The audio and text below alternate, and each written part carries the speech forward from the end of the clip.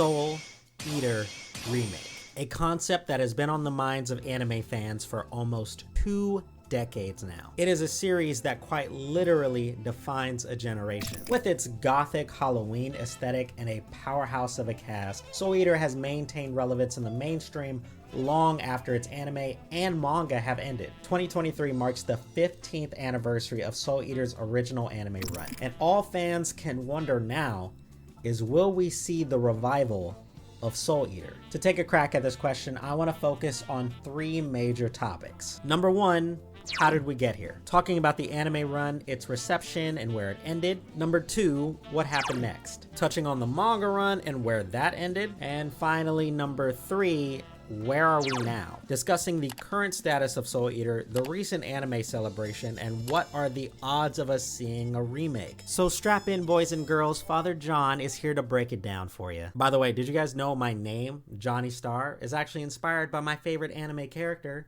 Black Star? The more you know. In contrast to Blue Exorcist's turbulent anime run, Soul Eater enjoyed a successful run from its debut on April 7th of 2008 until its conclusion on March 30th of 2009, spanning a total of 51 episodes.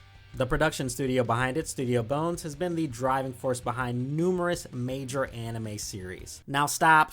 You guys know Studio Bones. They're one of the biggest anime studios out there. They've made all of your favorites. They're going to be celebrating their 25th anniversary next year with a brand new anime. You guys know who Studio Bones is. I don't need to run through all of the series they've made. But I'm talking My Hero, Bebop, Full Metal, Space Dandy, Noragami, Mob Psycho, Oran High School, Space Dandy, Skate, Stray Dogs, Super Crooks, Eureka 7, Kakai Sensei, Caroline Tuesday, Hero Man, Skullman, Gossick, Wolf's Rain, Darker Than Black, Chica.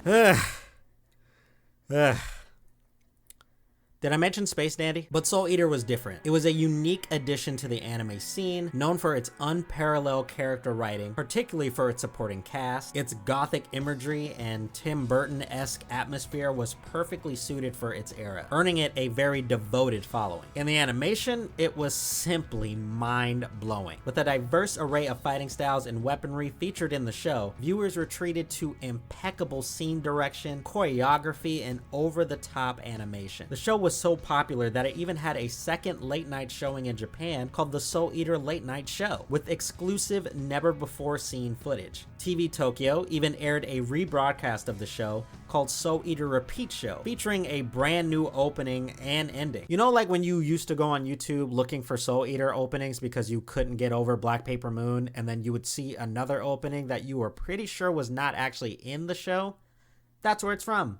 Pretty cool, right? Suffice to say, Soul Eater was a resounding success. In the West, Funimation and Adult Swim were integral in driving the show's popularity. With fantastic animation, an outstanding soundtrack, and exceptional voice acting from the sub and English dub, Soul Eater was on track to be a masterpiece until the ending. Yes, boys and girls, much like Blue Exorcist, Soul Eater had an unfortunate spin-off ending that diverged from the manga, which continued publication long after the anime had ended.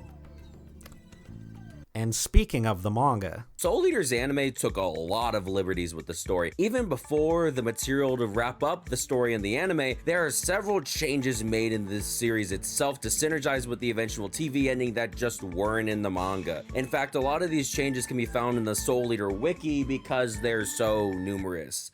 Such changes include characters such as White Star, Jack the Ripper, Don Al Capone, and Lupin are wanted for eating souls, a thing they just don't do in the manga. The Kishin egg doesn't exist in the manga, as the people Death wants killed are just bad people, and not people who eat souls. This is important for later on. Mifune killing Black Star's dad isn't in the manga because the DWMA killed his dad and took him in. Kim is a witch, which is only brought up in Soul Eater Not, and is only in anime form in the Soul Eater Not anime. So if you watch the anime, you wouldn't know that, which means that Soul Eater Not is required reading, which means you need to read it right now or watch the anime. It's required reading for the lore. If you haven't seen Soul Eater Not, then you're missing out on story. These changes were made to line up with the ending of the anime, which takes place in Tibet against the Kishin Ashura, with power-ups that vaguely resemble the final abilities of the main 3 Meisters at the end of the manga. But to avoid confusion without getting too deep into the nitty-gritty details, the story itself deviates heavily from Volume 10, all the way into the Arachnophobia arc in volume 15. That means that if there were a new Soul Eater anime, 10 volumes of material haven't been adapted, not even counting the 6 that were heavily altered. But since I, Busham Zero, everyone's favorite grass allergic VTuber, have read the manga and watched the anime, I'm gonna give you a summary of what the anime didn't adapt. There will also be light spoilers, so skip to that time code if you want to avoid them. 3, 2, 1, here we go. Starting from chapter 37, during the Brew arc, Maka does not unlock Genie Hunter, as in this fight, the Soul Resonance times out a mosquito escapes after threatening to use a stronger form. This is a chapter that was released after the anime finished, which makes sense, that's where the changes began. The manga further introduces concepts like the clowns, beings that are the embodiment of Ashura's madness of fear, and Krona is revealed to be the traitor within the DWMA, as well as the reveal that Kim is a witch, a central part of the manga going forward. The final battle in Arachnophobia is actually the 6 main Meisters sneaking into Baba Yaga's castle, Black Star defeating Mifune, this time with Sabaku's Shadow Star forms, a battle between Mosquito where he fights against Free and Kid, only to be defeated by Abon, who's important, remember that name, remember Abon, and Maka defeats Arachne, and with arguably 2 of the biggest differences, Soul eats Arachne's soul and becomes the final Death Scythe, and Medusa takes over her body. Death creates a new team called Spartoi, comprising of the 6 main Meisters made to fight against the clowns, as Ashura goes stronger, and Krona, after killing Medusa, goes rogue. And Maka discovers the power of her Grigori soul, which allows her to use the power of flight through these wings that she accesses through soul in a scythe form. Basically, it's kind of like when she rides like a broom and the wings pop out of the scythe. This is important thematically. Again, there's a lot of cool things that the anime just kind of skipped over. This is all leading up to Death's past, the meaning behind madness, and the war on the moon. Yeah, they fight on the moon. That, you know, that big smiling moon you kept seeing in the opening Black Paper Moon right there?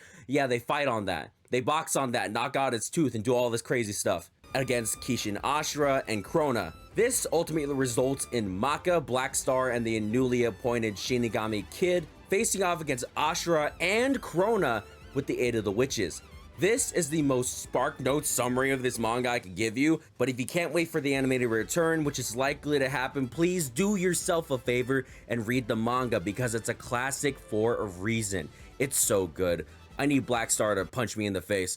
As I said earlier, 2023 marks the 15th anniversary of Soul Eater's anime, a whole decade and a half since the original anime run. Since then, the series has received a video game, a spin-off, and its influence can be felt in many other series. Although a celebration stream was held this year for the anime featuring new merchandise on the Studio Bones website, there was also a Studio Bones anniversary showcase at Anime Expo this year that me and Bashimo actually went to together. We didn't take a picture together, we forgot, you're just gonna have to believe me. It's difficult for guys like us to leave the house, okay? Even with all of that, there was still no announcement for a new anime series. As a fan, I'm disappointed, but still hopeful. With Fire Force Season 3 on the horizon, the spirit of Soul Eater still lives on. The Fire Force manga ended last year, and there are rumors for a new project coming soon. If a revival for the Soul Eater anime were to happen, I personally believe that it would happen after the end of Fire Force's run.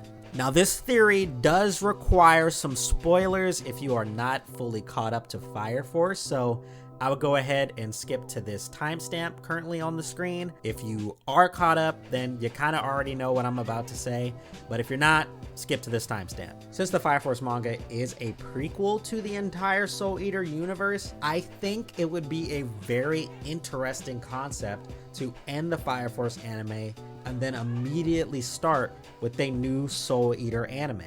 They would essentially be treating it like 2 pieces of a long-running story going one after another. Since Bleach is kind of in a very similar trend where a lot of people believe that Bleach is going to end with a 1,000-year blood war and then Burn the Witch will continue, along with the Hellverse manga continuing as well. I could see them doing the same thing for Soul Eater. I think that would be a really good concept.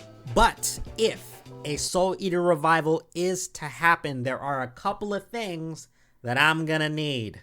Firstly, keep the anime's original art style. Yoshiyuki Ito did a fantastic job of giving the anime a style that holds the essence of Atsushi Ohkubo's original design, but with a unique twist, mainly the noses. The Soul Eater Not spin-off attempted to update the style to something like what the manga had, but it didn't really hit the same. Secondly, I would prefer it if we did not pass it off to any other studio. With so much shuffling around of anime IPs, it would be nice to keep Soul Eater with Studio Bones. They're already killing it with so many other series. They know how to do a really good job with their IPs.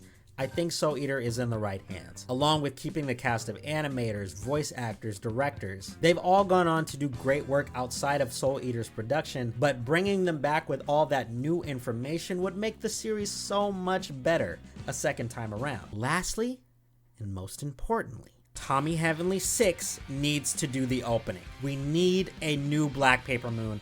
I don't care what anyone says, anime openings have not been the same since Soul Eater, and I will not be taking no for an answer. But regardless of what happens, best believe that if Soul Eater returns to the big screen, nothing will be the same.